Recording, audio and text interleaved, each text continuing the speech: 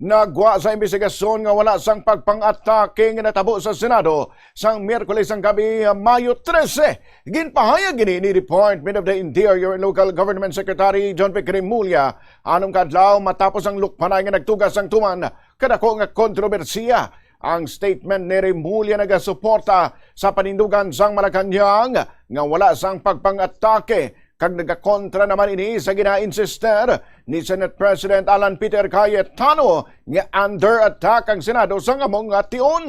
Ginplastar ini ni Remulla sa press briefing kaupod sa PNP Chief General Jose Melencio Nartates Jr., Justice Secretary Frederick Vida kag Palace Press Officer Attorney Claire Castro. Unang-una po, gusto ko pong isaad na pagkatapos ng 6 na araw na masusing pag-iimbestigasyon, paghagila po ng lahat ng available videos, interviews, affidavits, ay marami po kaming conclusion na nakuha.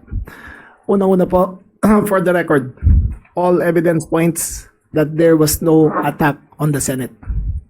I would like to repeat, all evidence points that there was no attack on the Senate. Sunog kay Remulla, wala sang agent ang National Bureau of Investigation o NBI nga nagtapak sa Senado sang Mayo 13. Ginklaro sining nga yara lang ang NBI sa premises ang Government Service Insurance System o kung GSIS nga tupad lang sang Senado. Pareho nga nahamtang ang Senado kag ang GSIS building sa sulod sang GSIS complex. Ginpatag ni Remulla nga nagpangayo sang assistance si GSIS President kag General Manager Vic Veloso sa NBI agud mas mahugtan ang seguridad sa GSIS premises. Ini matapos ginag-Facebook Live si Senador Ronald Baton de la Rosa kag naghingyo sa iya supporters nga magtipon kag magpatigayon sang prayer vigil sa Senado. Sunog kay Remulla, gin-request ni Veloso ang bulig sang NBI agud nga maproteksyonan ang artwork sa mga pader nga nagabalon sang binilyon ka pesos. Amo man ang iban pa nga malahalon nga butang sa GSIS pananglitan, may matabo nga tensyon sa Senado bangod didto pa si Bato sang amo nga tion. Gin-request man ni Veloso sa iya nga i-secure ang ila puwertahan agud wala sang kamuson nga makasulod sa GSIS building. For the information of the body also, the GM found it better to secure the entrances going into GSIS because Senator Bato had called for a people power movement, and had there been anarchy in the building, the GSIS contains billions of pesos of worth of artworks that are displayed in their walls. Had there been an overflow of people going to GSIS, the losses would have been incredible. So it was better, he found it better for them to secure the doors so that there would be no commotion going inside to the GSIS building. Ginpaklaro naman kung nga sa NBI nagpangayo sang bulig ang GSIS kag hindi sa PNP. Sunog kay Remulla, didto na nga daan nagagwardya ang mga pulis sa Senate building. Gani ginpakamaayo ni Veloso nga sa NBI maghingyo sang bulig.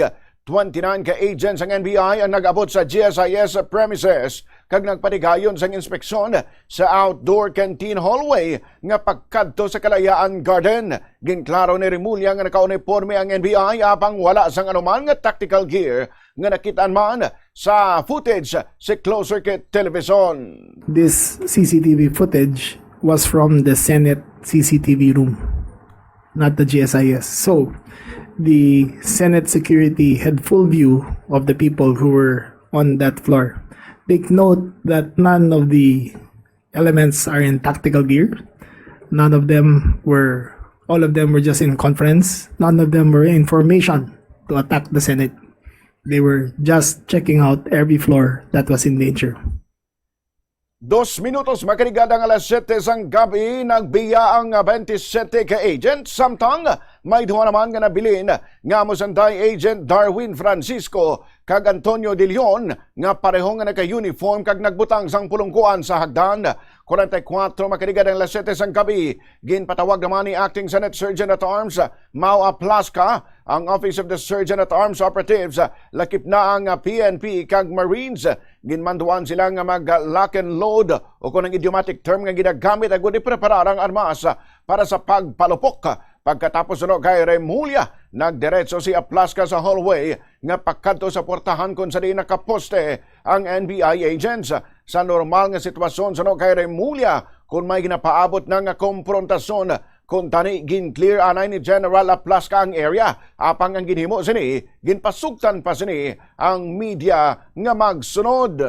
At that moment, General Aplaska called in the OSA operatives, including the PNP and the Marines, and gave the order to lock and load. In his order, you could see the Marines were cocking their guns. So it was lock and load. After which he proceeded to the hallway leading to the doorway where the NBI were previously reconnoitering. Okay, proceed. General Aplaska did it in full view of the press. In full view of the press, he gave the order to lock and load, and he asked them to follow. He allowed them to follow up to a certain point. In normal situations, if there is a perceived confrontation, he will clear the building of all personnel because of possible stray fire. However, he allowed them to follow. Sang alas 7:46, tubtob alas 7:49 naman sang gabi, nakit-an ang pag-aso sa CCTV footage nga kadungan na sang komprontasyon sang NBI agents kag Senate security personnel. Suno pa kay Remulla, si Aplaska ang una nagpalupok sang 3 ka beses sa vicinity sang NBI agents, apang hindi man direkta sa agents mismo. Bangod ginpaluk pa ng NBI, nagpalupok man ini isang cover fire. Ginatag ni Remulla nga hindi pa kadto sa Senado ang cover fire sang NBI. Ginpakita man ang footage kung sa diin ginmanduan sang officer in charge ang NBI agents nga do not engage. Sang ulihin nakita ng duwag nga NBI agents nga naga-retreat. Ginpakita man ang isa pa kaanggulo kung saan inagapalupok si Aplaska, apang wala man sang tawo kag wala man sa nagatiro sa ila.